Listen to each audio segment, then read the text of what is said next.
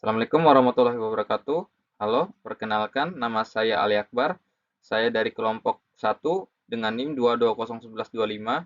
Pada kesempatan kali ini, saya akan mempresentasikan hasil praktikum saya, yaitu tentang kapasitansi dielektrik F6, Fisika Dasar 2.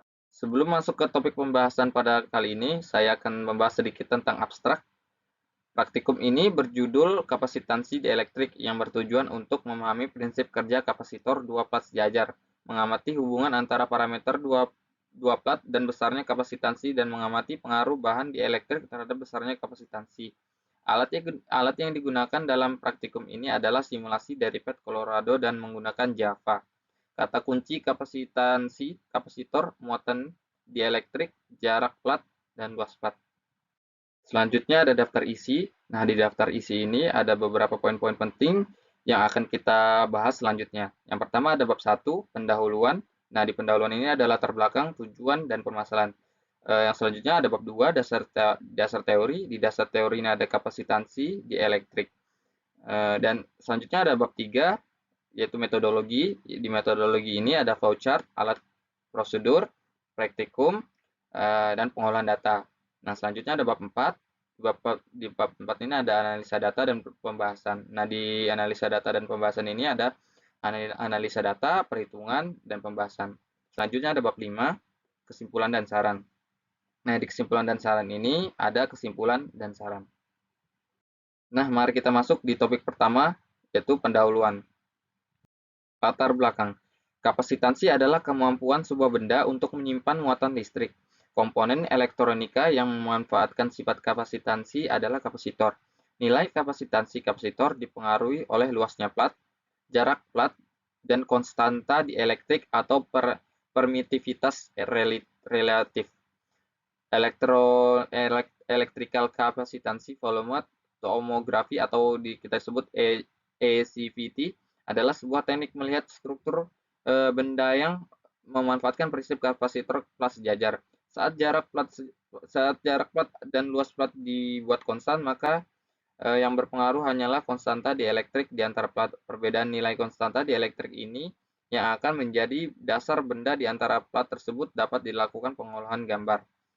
ECVT memiliki beberapa kelebihan dibandingkan dengan alat tomografi lainnya. ECVT mampu melakukan pencitraan 3D tanpa perlu ada proses penggabungan potongan gambar.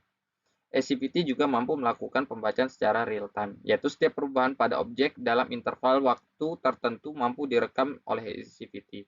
Karena ECVT mampu melakukan pencitraan secara 3D dan real time, ECVT dikatakan sebagai pencitraan secara online. Kelebihan lain dari ECVT adalah desain sensor tidak terbatas, tidak hanya kotak atau tabung, bahkan dapat berbentuk mangkuk dan helm, selama muatan listrik yang diberikan mampu diterima masing-masing elektroda yang digunakan. Tujuan. Yang pertama, memahami prinsip kerja kapasitor dua plat sejajar. Yang kedua, mengamati hubungan antara parameter dua plat sejajar dan besarnya kapasitansi. Yang ketiga, mengamati pengaruh bahan dielektrik terhadap besarnya kapasitansi. Selanjutnya ada permasalahan. Di permasalahan yang pertama ada bagaimana prinsip kerja kapasitor dua plat sejajar. Yang kedua, bagaimana hubungan antara parameter dua plat sejajar dan besarnya kapasitansi. Yang ketiga ada bagaimana pengaruh bahan dielektrik terhadap besarnya kapasitansi. Selanjutnya kita masuk ke topik kedua, yaitu dasar teori, kapasitor dan kapasitansi. Kapasitor adalah dua konduktor yang menyimpan muatan listrik dan dipisahkan oleh sebuah isolator. Jika sebuah kapasitor diberi muatan, maka kedua konduktor itu mempunyai muatan yang sama besar tapi berlawanan tanda. Hal ini menghasilkan potensial V di antara kedua konduktor. Dalam diagram rangkaian, kapasitor dinyatakan oleh salah satu dari simbol berikut. Selanjutnya, kapasitansi adalah perbandingan muatan Q terhadap potensial V pada sebuah kapasitor. Kapasitansi disimbolkan dengan C dan satuannya farad. Medan listrik di seberang titik dalam daerah di antara konduktor-konduktor kapasitor sebanding dengan besar muatan Q pada tiap konduktor, sehingga potensial V di antara kedua konduktor berbanding lurus dengan muatan Q, atau bisa ditulis C sama dengan Q per V.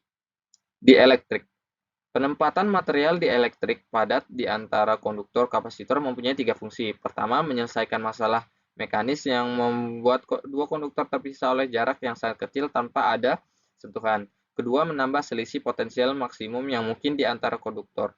Ketiga, kapasitansi kapasitor menjadi lebih besar meningkat dengan faktor K yang disebut konstanta material dielektrik sebagai berikut. K sama dengan C per C0.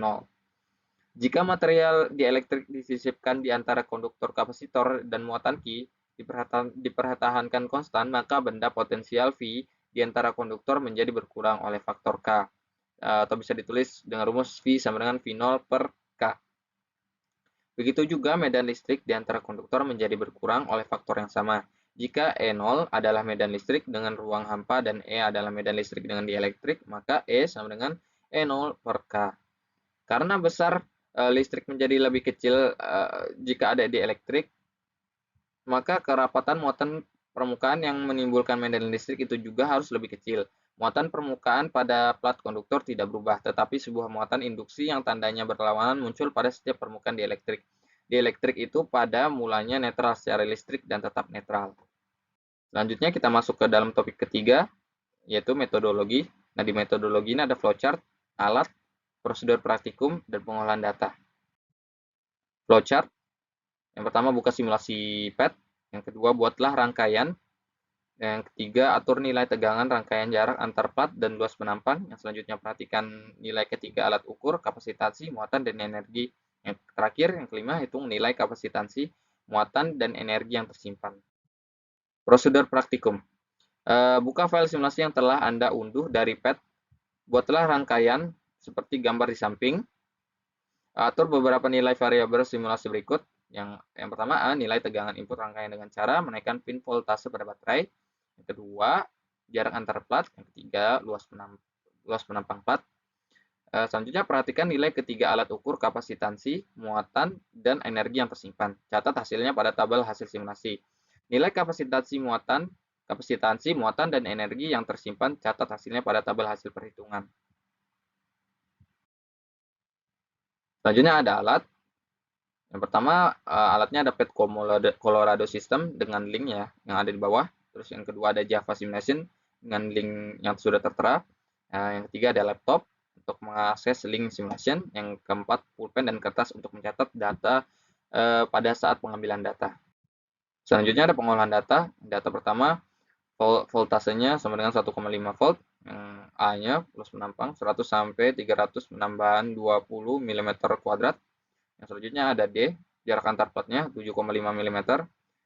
Selanjutnya ada data kedua, voltnya sama 1,5 volt, A-nya juga sama 100 sampai 300 dengan penambahan 20 mm kuadrat. D-nya juga sama 7,5 mm, offsetnya 6 mm. Dan ada penambahan bahan dielektrik yaitu teflon dengan 21 konstanta dielektrik. Selanjutnya kita masuk ke topik pembahasan keempat, yaitu analisa data dan pembahasan. Di analisa data ini ada analisa data, perhitungan, dan pembahasan. Nah, di analisa data ini saya sudah dapatkan data-datanya dari hasil simulasi praktikum kemarin. Yang di sebelah kiri ini ada data yang pertama, A sama dengan 100 dengan seterusnya, dan C kapasitansi 1,17 dan seterusnya. Dan yang kedua ini data kedua A-nya sama. Nah, yang membedakan di sini itu adalah data 2 ada penambahan bahan dielektrik yaitu teflon sebesar 2,1 konstanta. Selanjutnya ada grafik tabel data 1 dan data 2 di mana kita bisa lihat grafik tabel data 1 ini berbanding lurus, jadi semakin besar kapasitansinya, semakin besar juga luas penampangnya. Dan grafik tabel data 2 juga sama, semakin besar luas penampangnya, semakin besar juga kapasitansinya. Oke, selanjutnya ada perhitungan. Nah, di perhitungan ini kita dapat menggunakan rumus perhitungan regresi linear data 1 yang sudah tertera pada gambar ya. Seperti rumus N dikali sigma XI dikali YI dikurang sigma XI dikali YI per N dikali XI kuadrat dikurang sigma XI kuadrat. Nah, sudah didapatkan hasilnya A1 dan A0-nya. Terus selanjutnya mencari nilai epsilon 0-nya dengan rumus epsilon 0 sama dengan A1 dikali D. Dan didapatkan rumus epsilon 0 sama dengan 0,008802 dikali 10 pangkat minus 12. Nah, selanjutnya perhitungan error menggunakan rumus error yaitu XT mutlak XT dikurang XA per XT dikali 100%. Nah, dan didapatkan hasilnya errornya 0,99%. Yang kedua, perhitungan regresi linear data 2 untuk mencari nilai K dengan rumus yang sama ya, dengan rumus regresi linear data 1 tadi. Dan kita mencari perhitungan K konstanta K ini dengan rumus K sama dengan A1 dikali D per epsilon 0. Nah, A1 di sini A1 dari perhitungan regresi linear data 2 yang didapatkan 0,021128 dikali 10 pangkat min 13. Nah, setelah dimasukkan rumusnya, didapatkanlah nilai K-nya yaitu 1,8. Selanjutnya, pembahasan. Dalam pembahasan ini, yang pertama ada berdasarkan data yang telah diambil pada saat praktikum pada tabel 4.11 dan berdasarkan grafik dari data 1 dapat dilihat bahwa jika luas permukaan plat diperbesar maka nilai kapasitansi dari kapasitor 2 plat sejajar bertambah atau semakin besar. Sedangkan apabila luas permukaan plat diperkecil maka kapasitansinya berkurang.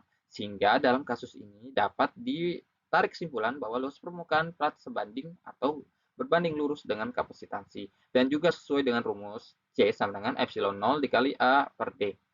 Nah, selanjutnya pada perhitungan regresi linear yang telah dikerjakan pada data 1 didapatkan nilai perhitungan dari epsilon 0 yaitu 0,08802 kali 10 pangkat min 13 sehingga untuk menghitung persentase errornya menggunakan rumus error mutlak XT dikurang XA per XT kali 100%, di mana nilai error yang didapatkan data 1 sebesar 0,999%. Berdasarkan data yang telah diambil pada saat praktikum pada tabel 4.1.2 dan berdasarkan grafik dari data 2 dapat dilihat bahwa nilai konstanta dielektrik dan teflon adalah 2,1, di mana jika permukaan plat diperbesar maka nilai kapasitansi dari kapasitor 2 plat sejajar bertambah atau semakin besar. Ini membuktikan bahwa dielektrik berpengaruh terhadap besarnya kapasitansi dan luas permukaan plat berbanding lurus dengan kapasitansi dan juga sesuai dengan rumus C sama dengan epsilon 0 A per D dikali K.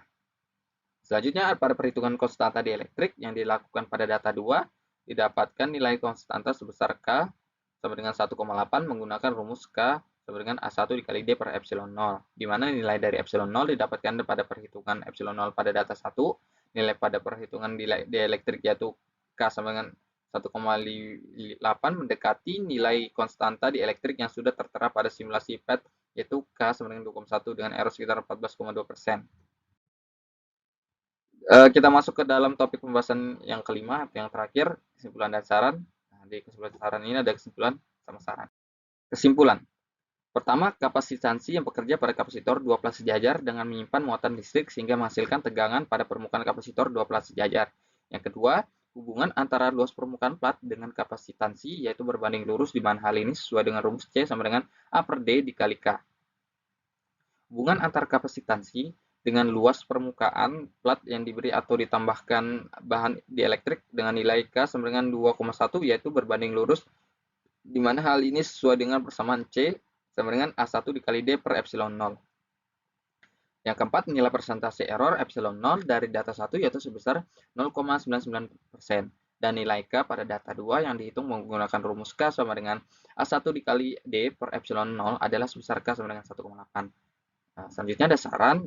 Yang pertama, saran datanglah tepat waktu sebelum praktikum dimulai agar pada saat praktikum dimulai kita lebih fokus terhadap praktikum. Yang kedua, pelajari modul sebelum praktikum dilaksanakan agar mudah pada saat praktikum sedang dilaksanakan. Yang ketiga, kita harus lebih teliti dalam proses pengambilan data. Yang keempat, kita harus mencatat data dengan benar dan teliti. Oke, sekian dari hasil presentasi saya. Kurang lebihnya mohon dimaafkan. Wassalamualaikum warahmatullahi wabarakatuh.